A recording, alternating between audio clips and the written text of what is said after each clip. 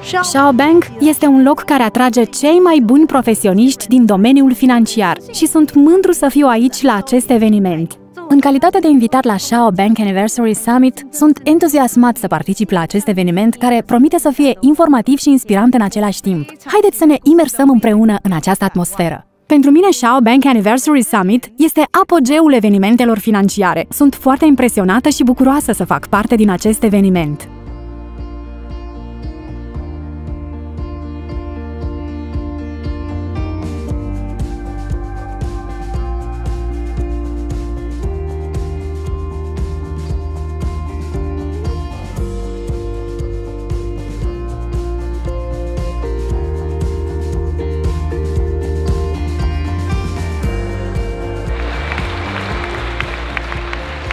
Stimați participanți și distinși oaspeți, bine ați venit la Xiaobank Anniversary Summit, dedicat sărbătoririi aniversării băncii noastre. Acesta este un eveniment special care reflectă nu doar realizările noastre, ci și angajamentul nostru față de dezvoltare continuă și inovație. În cadrul acestei conferințe vom explora lumea finanțelor, investițiilor și afacerilor. Așadar, să ne aventurăm împreună în această călătorie captivantă, plină de oportunități și perspective promițătoare. Bine ați venit la Xiaobank Anniversary Summit! În primul rând, aș dori să invit fondatorul Xiaobank, Yang Xiao, pe scenă. Doamnelor și domnilor, dragi parteneri și oaspeți distinși, astăzi ne-am adunat nu doar pentru a sărbători o aniversare, ci și pentru a marca o călătorie de inovație, reziliență și devotament neclintit față de cauza noastră. Succesul nostru este legat de fiecare dintre angajații noștri și de toți cei care cred în misiunea noastră. Pentru partenerii noștri, voi reprezentați încredere și ambiții comune. Împreună vom continua să modelăm peisajul financiar, să adoptăm schimbarea și să creăm valoare pentru generațiile viitoare.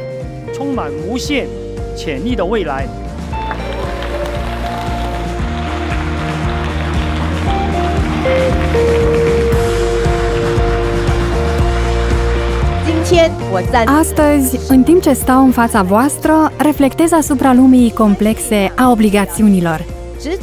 Obligațiunile, așa cum sunt relațiile, necesită încredere, angajament și o viziune comună. La fel cum Xiaobank rămâne fidelă principiilor sale, obligațiunile sunt fundamentul stabilității în lumea financiară.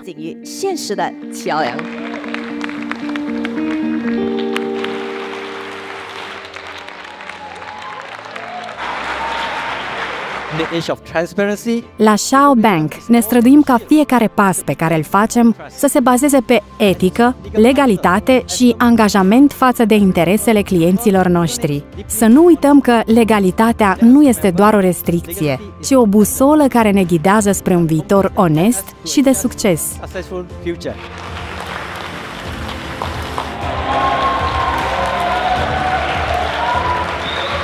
Xiaobank a fost înființată la 28 septembrie 2022. În octombrie am introdus obligațiuni cu un randament zilnic de 0,2% și o scadență de 3 ani. În mai 2023, Xiaobank a transferat operațiunile sale financiare în Regatul Unit, conform recomandării autorității monetare din Hong Kong. Yang Xiao a contribuit cu aproape 1 miliard de lire sterline la trezoreria britanică. Avem planuri de a emite carduri fizice pentru clienții noștri din întreaga lume, de a instala bancomate cu criptomonede echipate cu software Xiao. Toate acestea au ca scop crearea unui mediu mai confortabil pentru clienții noștri. Să construim împreună viitorul industriei financiare. Vă mulțumim pentru susținerea și încrederea acordate.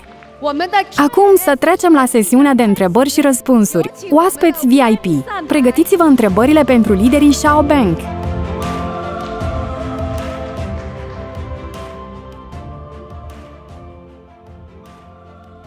Xiaobank va deschide filiale în alte țări? Dacă da, când ar putea avea loc acest lucru? Mulțumesc! Da, în acest an deschidem mai multe filiale ale Xiaobank. Dorim să le testăm funcționarea în următoarele luni, iar planul nostru pentru 2024 și 2025 include deschiderea de sucursale bancare în 50 de țări din întreaga lume, cu posibilitatea de expansiune ulterioară.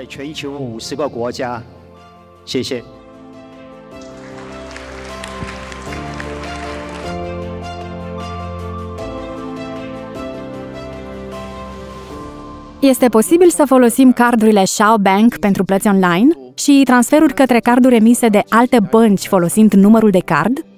Da, această funcționalitate este deja disponibilă. Eliberarea unui card fizic Shao Bank costă $5.000 Hong Kong, iar costul lunar de întreținere este de $1.000 Hong Kong. Cardurile virtuale sunt eliberate gratuit și nu au taxe de întreținere lunare. În prezent, această funcțiune este disponibilă pentru rezidenții din anumite țări, dar lucrăm activ la extinderea acestui serviciu. Planul nostru pentru următorii 5 ani include extinderea suportului UnionPay în 40 de țări din întreaga lume.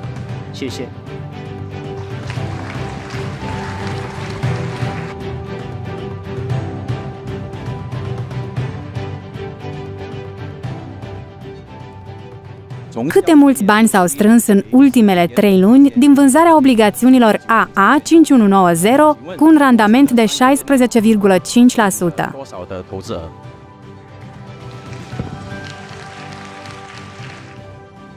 În ultimele 3 luni am strâns $2,4 miliarde Hong Kong din vânzarea acestor obligațiuni.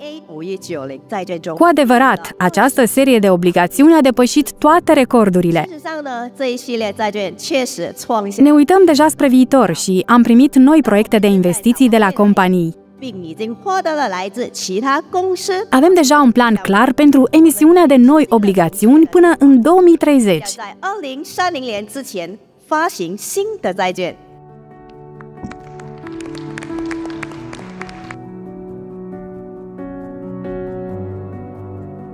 Câte noi serii de obligațiuni intenționează să emită Shao Bank? Shao Bank continuă să primească proiecte de investiții de la companiile partenere.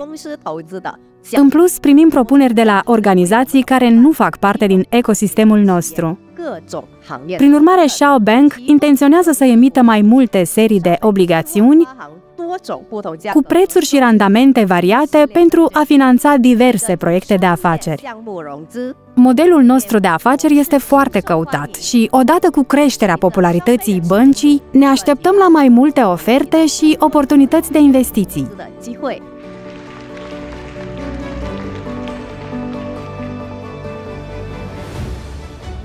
Am o întrebare cu privire la legalitatea activităților Shao Bank în întreaga lume. Ați putea explica pe ce se bazează și cum va fi susținută pentru operațiunile viitoare ale băncii în diferite țări?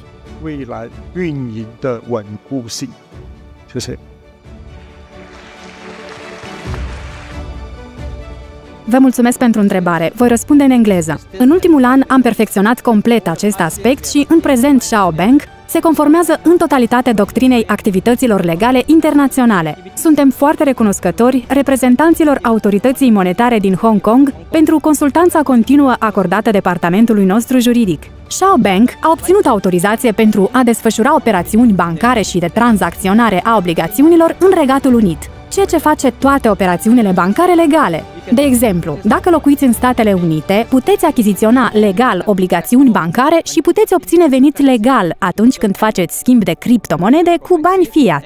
Veți plăti impozite în țara de reședință. Banca operează în conformitate cu legea, oferind servicii financiare sigure clienților săi.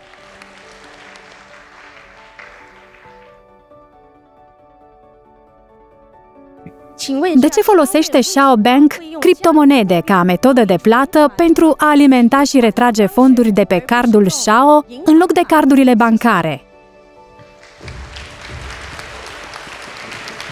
Vă mulțumesc pentru întrebare. Este importantă. Am ales criptomoneda ca metodă de plată deoarece este legală și ajută la reducerea comisioanelor și impozitelor. Scopul nostru principal este de a oferi clienților noștri randamente cât mai mari din obligațiunile noastre. Prin urmare, am decis să nu folosim carduri bancare, deoarece utilizarea lor ar putea implica comisioane și impozite de până la 20% din cifra de afacere a băncii. Nu dorim să reținem un procent atât de semnificativ din veniturile investitorilor noștri.